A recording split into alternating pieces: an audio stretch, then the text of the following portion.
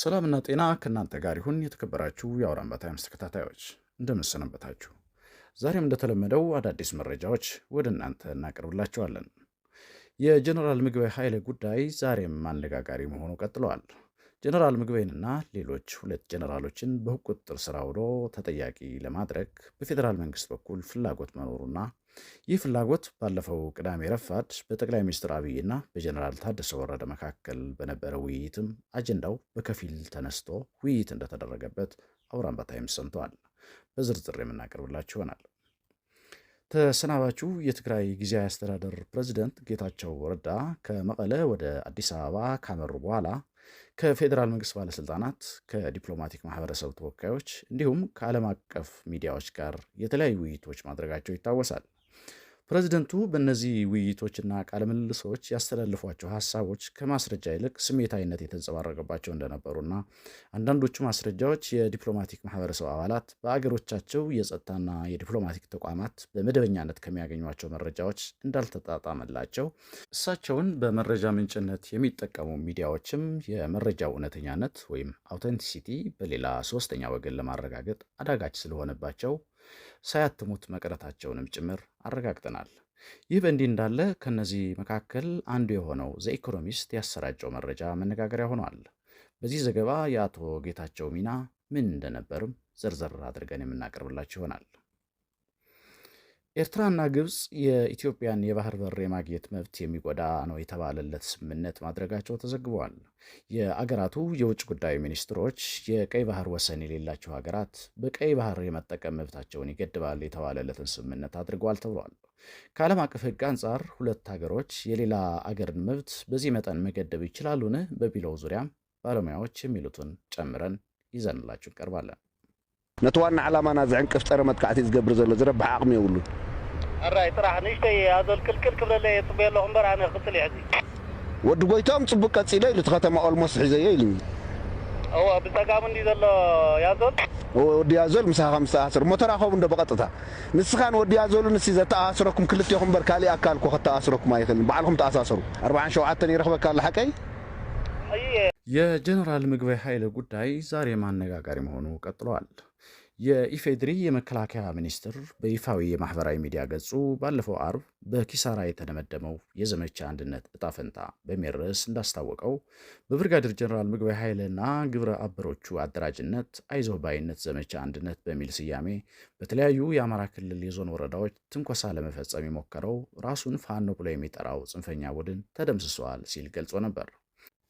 ብርጋዴር ጀነራል ምግበይ ኃይልን አምርሮ የሚተቸው ይህ የመከላከያ መግለጫ ይፋ ከሆነ በኋላ ራሳቸው ጀነራል ምግበይ ክሱን ውድቅ ያደረጉ ሲሆን የትግራይ ክልል የሰላምና ጸጥታ ቢሮ በበኩሉ ላም ባልዋለበት ኩበት ለቀማ በሚል ርዕስ በሰጠው ምላሽ ጀነራል ምግበይና ጓዶቹ በፕሪቶሪያ ስምምነት መሰረት በጥብቅ ዲሲፕሊን ተገዝተው ስራቸውን የሚፈጽሙ እንጂ ከዚህ በተቃራኒ ምንም አይነት እንቅስቃሴ ውስጥ እንደማይሳተፉ ካብራራ በኋላ መግለጫው የአፍ ወለምታ ሊሆን ስለሚችል በድጋሚ ቢጠናና ይቅርታ ቢጠየቅበት ሲል መግለጹ ይታወሳል። ይህንኑ ተከትሎ አውራምባ ታይምስ ባገኘው መረጃ ጀነራል ምግበይን ብቻ ሳይሆን ቀደም ሲል በአቶ ጌታቸው ረዳ ደብዳቤ ከኃላፊነት እንዲነሱ ተደርጎ ሆኖም ባልሾመን አካል አንወርድም በሚል በኃላፊነታቸው እንዲቀጥሉ የተደረጉት ጀነራል ዮሐንስ ወልደ ጊዮርጊስና ጀነራል ማሾ በየነ ለፌዴራል መንግስት ተላልፈው እንዲሰጡና በሕግ ተጠያቂ እንዲደረጉ በፌዴራል መንግስት በኩል ፍላጎት እንዳለ ሰምተናል። ባለፈው ቅዳሜ ረፋድ ላይ በጠቅላይ ሚኒስትር አብይና በጀነራል ታደሰ ወረደ መካከል በነበረ ውይይትም ይህ አጀንዳ በከፊል ተነስቶ ውይይት እንደተደረገበት፣ በዚህ ውይይት አጠቃላይ የቀጠናው ጸጥታ በተለይ ከኤርትራ ጋር አለ የተባለውን መርህን ያልተከተለ የተባለውን ግንኙነት ስለሚቆምበት ሁኔታም ጭምር የውይይቱ አካል እንደነበር ሰምተናል። የትግራይ አዲስ ጊዜያዊ አስተዳደር የካቢኔ ስብጥር ምን መምሰል እንዳለበት ሙሉ መግባባት ላይ ባለመደረሱ እንዲሁም የሚኒስትሮች ምክር ቤት ደንብ ተረቆ ባለመጠናቀቁ ምክንያት የሹመት ደብዳቤ ያልደረሳቸው ጀነራል ታደሰ ወረደ በዚህ ውይይት ላይ ምን አቋም እንደያዙ ለጊዜው ባይታወቅም ለጀነራሉ ቅርበት ያላቸው ሰዎች ለአውራምባ ታይምስ እንደገለጹት ጀነራሉ ከሰዶ ማሳደድ አዙሪት ወጥተንና ሁላችንም ሰከን ብለን ትግራይ ከገባችበት ሁለንተናዊ ፈተና እንድታንሰራራ በማድረግ ላይ ትኩረት እንዲደረግ አጽንኦት ሰጠው ምክክር ማድረጋቸውን ገልጸውልናል። መከላከያ ሚኒስቴር እነ ጀነራል ምግበይን አስመልክቶ ያወጣው መግለጫ በፖለቲካ ልሂቃን መካከል ትልቅ የመነጋገሪያ ርዕስ ሆኖ መሰንበቱን በአገር ውስጥ ሚዲያዎች ብቻ ሳይሆን አልጀዚራን በመሳሰሉ ዓለም አቀፍ ሚዲያዎች ላይም ሰፊ ሽፋን ማግኘቱ ይታወሳል። ብርጋዴር ጀነራል ምግበይ ኃይለ ገና በለጋ ዕድሜያቸው የህወሓትን የትጥቅ ትግል የተቀላቀሉ ሲሆን ከደርግ ጋር በነበረው ትግል ከተራ ታጋይ እስከ ክፍለ ጦር አዛዥ ድረስ የደረሱ የተዋጣላቸው አዋጊ ነበሩ። በ1983 ዓ.ም ኢህአዴግ አዲስ አበባ ሲገባ ከነበሩት 12 ክፍለ ጦሮች መካከል አንደኛውን ማለትም አጋዚ የተባለውን ክፍለ ጦር ይዘው በካራ ኮተቤ በኩል አዲስ አበባ የገቡት ምግበይ ከደርግ ውድቀት በኋላም በኢትዮጵያ መከላከያ ሰራዊት በተለያዩ ከፍተኛ ኃላፊነቶች ያገለገሉ፣ በኢትዮ ኤርትራ ጦርነት ወቅትም ታዋቂውን 21ኛ ክፍለ ጦር በመምራት በዘመቻ ፀሐይ ግባት በገምሃሎ ተዛ ተጋሩ ሰንበል የነበረውን የወራሪውን ሻዕቢያ ጦር የደመሰሱ፣ ከዛም እስከ ሸላሎ ድረስ እግር በእግር የተከተሉ የሻዕቢያን ሰራዊት የደመሰሱ፣ በመጋቢት 21 1991 ዓ.ም በአዲ ካሂን ባድመ የሻዕቢያን 501ኛ፣ 65ኛ፣ 101ኛ እግረኛ እንዲሁም 55ኛ ተወርዋሪ የኮማንዶ ጦርን የደመሰሱ እንዲሁም በኢትዮጵያ ሰራዊት በአመራር ክፍተት ኪሳራ ደርሶ ከጾረና ግንባር ለማፈግፈግ ተገዶ የነበረውን የኢትዮጵያ ጦር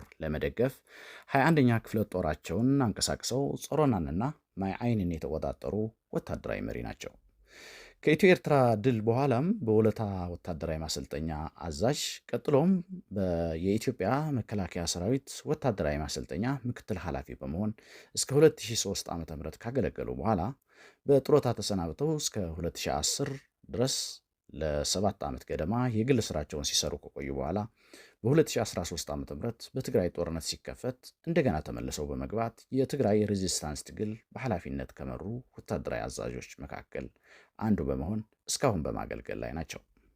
አንዳንድ በእኛ በኩል ውስጥ ያሉ ሰዎች ምን ኢንተርቴን ማድረግ ጀመሩ። ጥቂት ሰዎች ምለ አይ የኢትዮጵያ መንግስት በጣም የተዳከመ ስለሆነ ከኤርትራ ጋር ተጋግዘን ከፋኖ ጋር ተጋግዘን ይላል። ይሄ በአደባባይ የሚነሳ ነው እየነገርኩ ያለው። ይሄ አያዋጣም። ለኔ አልፎ አልፎ በግለሰቦች ደረጃ መከላከያ በአማራና በኦሮሚያ ተበትኗል፣ ተወጥሯል እና ጊዜው አሁን ነው ብለው የሚያስቡ ግለሰቦች እንዳሉ እንሰማለን።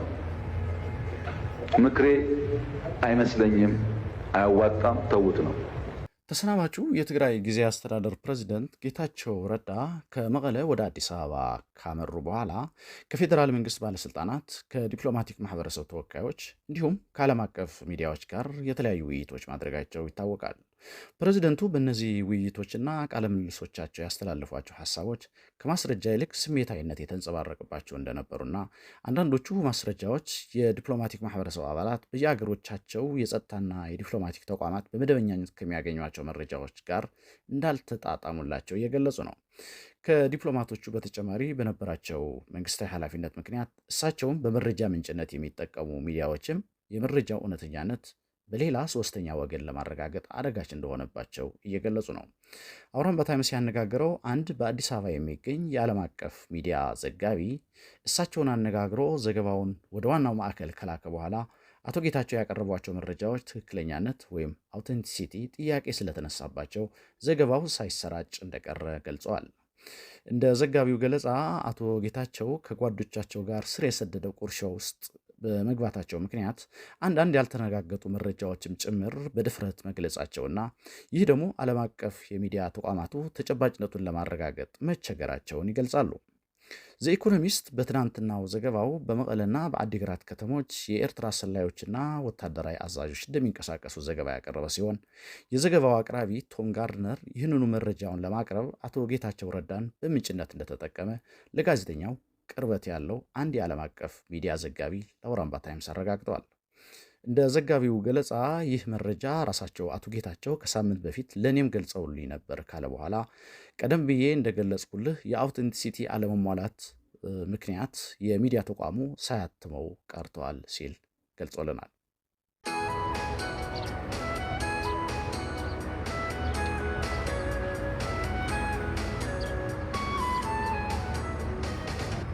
የግብፁ የውጭ ጉዳይ ሚኒስትር ባድር አብዱላቲና የኤርትራው አቻቸው ኦስማን ሳላህ የቀይ ባህር ወሰን የሌላቸው ሀገራት ተሳትፎን እንደማይቀበሉ ገለጹ።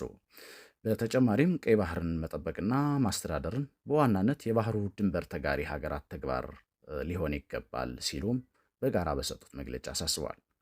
ሁለቱ ባለስልጣናት ይህንን የገለጹት ትላንት መጋቢት 14 2017 ዓ.ም በካይሮ በቀጠናዊ መረጋጋት ጉዳይ ለሶማሊያ ድጋፍ በሚያደርጉበት መንገድ ስለ ሱዳን ወቅታዊ ሁኔታና ስለ ቀይ ባህር ደህንነት ዙሪያ በመከሩበት ወቅት መሆኑን የግብፅ መገናኛ ብዙሃን በዘገባዎቻቸው ገልጸዋል። የግብፁ የውጭ ጉዳይ ሚኒስትር ባድር አብደላቲና የኤርትራው አቻቸው ኦስማን ሳላህ የቀይ ባህር ወሰን የሌላቸው ሀገራት ተሳትፎን እንደማይቀበሉ በሰጡት የጋራ መግለጫ ገለጹ። በተጨማሪም ቀይ ባህርን መጠበቅና ማስተዳደር በዋናነት የባህሩ ድንበር ተጋሪ ሀገራት ተግባር ብቻ ሊሆን እንደሚገባም በዚሁ መግለጫቸው አሳስበዋል። ሁለቱ ባለስልጣናት ይህንን የገለጹት ትናንት መጋቢት 14 ቀን 2017 ዓ.ም በካይሮ በቀጠናዊ መረጋጋት ጉዳይ ለሶማሊያ ድጋፍ በሚያደርጉበት መንገድ ስለ ሱዳን ወቅታዊ ሁኔታና ስለ ቀይ ባህር ደህንነት ዙሪያ በመከሩበት ወቅት መሆኑን የግብፅ መገናኛ ብዙሃን በዘገባዎቻቸው አስታውቀዋል። በውይይቱ ወቅት የግብፁ የውጭ ጉዳይ ሚኒስትር ባድር አብዱላቲ እና የሀገሪቱ የደህንነት ሹም ሜጀር ጀነራል ሐሰን ራሽድ መገኘታቸውን ዘገባዎቹ አመላክተዋል። የኦስማን ሳላህና የአልሲሲ ውይይት በዋናነት ያተኮረው በአፍሪካ ቀንድ ዙሪያ ነበር ሲሉ ቃል አቀባያቸው መሐመድ አልሸናዊ ገልጸዋል። ሶማሊያን ለማገዝ ሁለቱ ሀገራት ቁርጠኛ መሆናቸው በዚሁ ውይይታቸው ተገልጿል።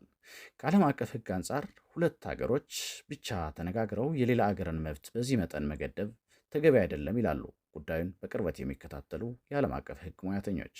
ስለሆነም የኢትዮጵያ መንግስት ጉዳዩን ወደ ዓለም አቀፍ ሕግ ሊወስደው ይገባል ሲሉም ይመክራሉ። እንግዲህ የተከበራችሁ የፕሮግራማችን ተከታታዮች ለዛሬ ያሰባሰብናቸው መረጃዎች እነዚህ ናቸው። በቀጣይ ሌሎች መረጃዎች ይዘን እስክንቀርብ ድረስ ሰላም።